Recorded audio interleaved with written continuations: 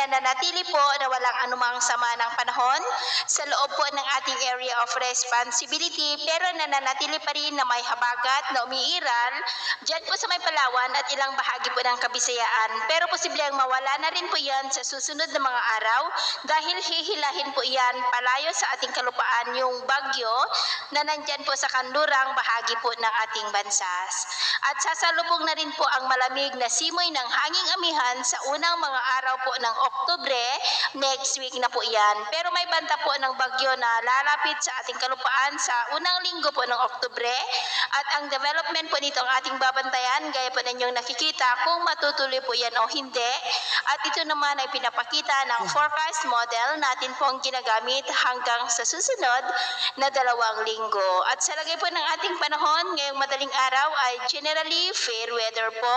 sa malaking bahagi ng ating bansa, pero may tsansa pa rin po ng mga isolated rain sa ilang bahagi po ng Zambales, Bataan, Pampanga, Bulacan, Metro Manila, Rizal, Cavite, Northern Palawan, Masbate, Dumaguete, Bohol, Leyte, Surigao del Norte at Zamboanga del Sur. At mamaya po ay sisikat ang araw sa malaking bahagi po ng ating bansa, pero may maulap pa rin na kalangitan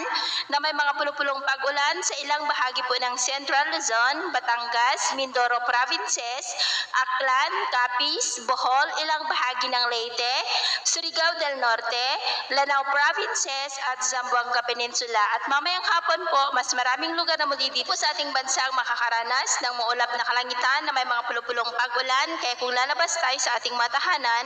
ay ugaliin lamang po natin lagi ang magdala ng kahit anong parangga natin sa init ng araw at proteksyon na rin po sa mga biglaang buhos ng ulan. At sa atin naman pong mga baybayin, wala naman po tayong nakataas na namang gale warning signals, pero iba yung pag-ingat lamang po kung papalaot tayo para mas makaiwas sa mga sakuna.